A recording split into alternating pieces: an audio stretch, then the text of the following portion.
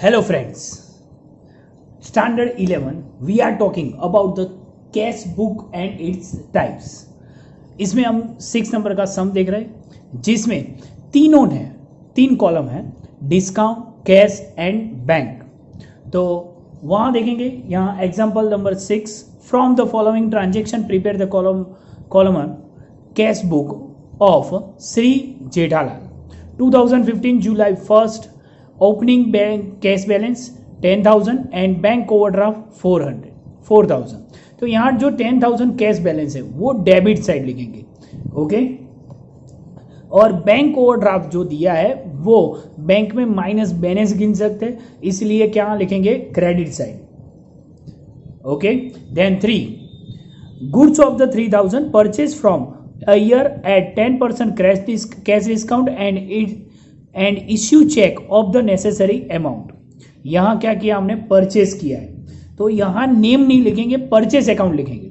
3,000 में से 10% cash discount लिखेंगे। 3,000 का कैश डिस्काउंट कितना आएगा, 300 रुपीज 10%, और 2,700 यहाँ बैंक में लिखेंगे क्योंकि चेक मिला हुआ है, ओके। देन 5 नंबर देख लेते हैं, salary of the 800 and stationery of the 700 paid by the cheque. हमने सैलरी और स्टेशनरी दोनों हमारे एक्सपेंस है और वो हमने पेड किया है तो कहाँ लिखेंगे, कैश बुक में, यहाँ credit side, stationery account and salary account. Cheque से किया है यानी बैंक की कॉलम में लिखेंगे, ओके।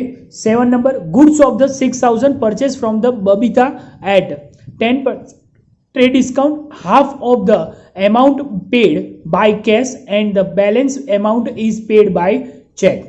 तो क्या लिखा, हमने परचेज किया है, किसके पास से, बबीता के पास से, तो उसका नेम नहीं लिखेंगे, परचेज अकाउंट लिखेंगे।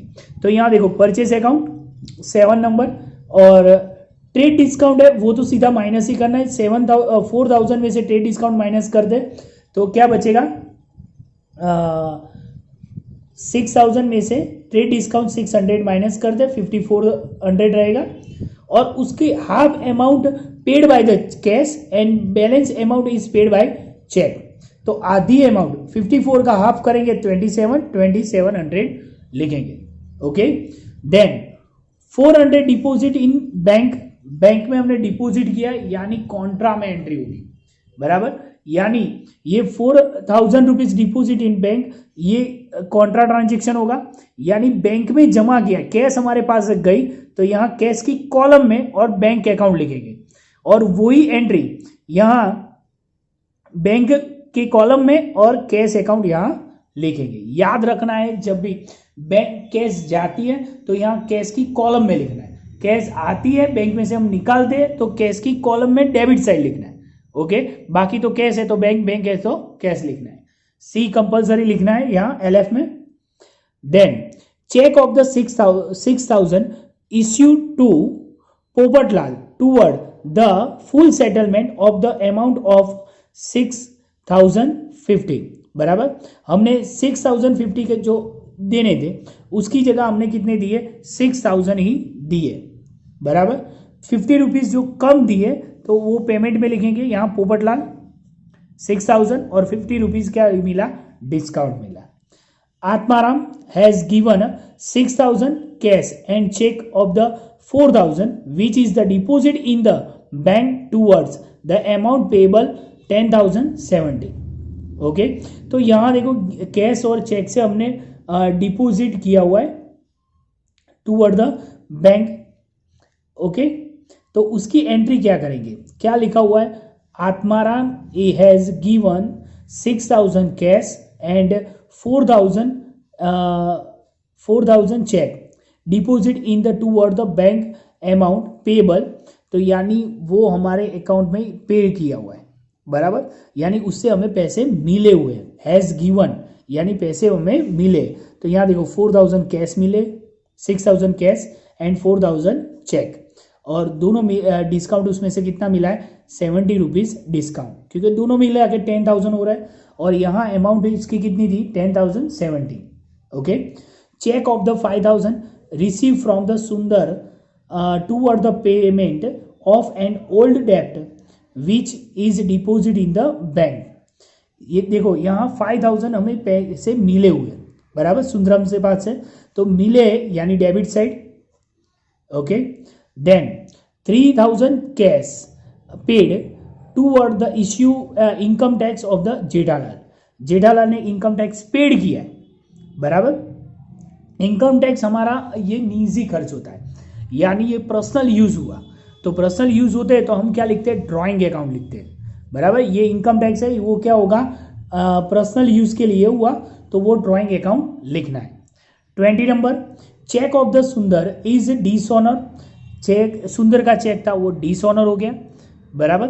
तो वो क्या करेंगे, तो वो यहाँ डेबिट साइड लिखा था, उसकी जगह हम क्या लिखेंगे, क्रेडिट साइड लिख देंगे, बराबर। चेक डिसऑनर लिखा ही हुआ है।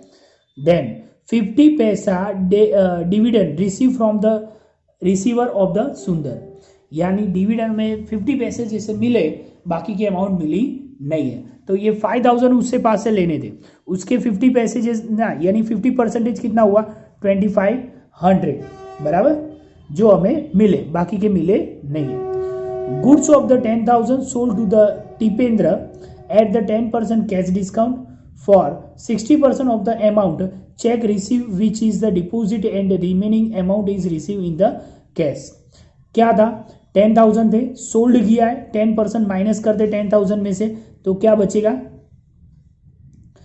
यानी 1000, 9000 बचा, तो ये है कैश डिस्काउंट, तो उसकी एंट्री लिखेंगे कैश डिस्काउंट में। और 60% अमाउंट चेक रिसीव, यानी 9000 का 60% करोगे तो यानी क्या आएगा, 5400, और बाकी की अमाउंट यहाँ 3600 लिखनी है। क्या किया, 10% डिस्काउंट किया, वो यहाँ लिखा, बाकी के 9000 बचे, 9000 में से हम क्या करेंगे, 10%, अरे 60% बैंक में लिखेंगे, 40% हम क्या लिखेंगे, सेल्स में, okay. Then after the keeping cash on hand 2000 remaining amount is deposit in the bank, बराबर। 2000 हमारे पास रखा, यानी बैलेंस हमने 2000 रखा, बाकी कैश का जो डिफरेंस निकालेंगे वो बैंक में रख देंगे, बराबर। तो ये क्या करेंगे, यहाँ देखो खास टोटल किया, डिस्काउंट कार्ड को टोटल वैसे ही करना है, उसमें कुछ चेंज करने की जरूरत नहीं है, सीधा ही टोटल करना है। कैश का टोटल पहले करना पड़ेगा, ये टोटल किया, इसमें से ये माइनस किया, तो हमारे पास एक्स्ट्रा कितने बचे, 2000 की एंट्री करने के बाद एक्स्ट्रा हमारे पास इतने बचे, जो हमें क्या करना है, बैंक में डिपॉजिट करना है। तो ये डिपॉजिट यहाँ कैश में है, तो यहाँ बैंक अकाउंट लिखेंगे, कॉन्ट्रा एंट्री होगी, और यहाँ दूसरी एंट्री यहाँ लिखेंगे, और कैश, ओके। अब कैश का बैंक का बैलेंस निकला, ये टोटल हुआ, उसमें से बैलेंस कितना निकला, 296900, और वो नेक्स्ट मंथ आगे ले जाना है, ओके। बहुत सिंपल है। वैसा ही दूसरा सम दिया हुआ है 7 नंबर का, बराबर, डिस्काउंट, कैश और बैंक, वो आपको प्रैक्टिस के लिए घर पे करना है। पर उसमें नया यही है कि आरटीजीएस और एनईएफटी वो नया है, वो उसमें कुछ नहीं है, 2%, ये जो आरटीजीएस और ये है तो उसका चार्ज लिखना है, बराबर। बाकी सेम वैसी ही एंट्री यहाँ लिखनी है, जो 30 रुपीज़ चार्ज है तो वो यहाँ एक्स्ट्रा लिखना है। देखो यहाँ दिया हुआ है आरटीजीएस और एनईएफटी, बराबर, तो वो एक्स्ट्रा सिर्फ लिखना है, बाकी कुछ भी करने की जरूरत नहीं है। यहाँ 1 से लेके 7 तक के एग्जाम्पल और एक्सरसाइज में जो इसके रिलेटिव जो कैश बुक थी वही हमें करनी है, आगे कुछ भी करने की जरूरत नहीं है, ओके।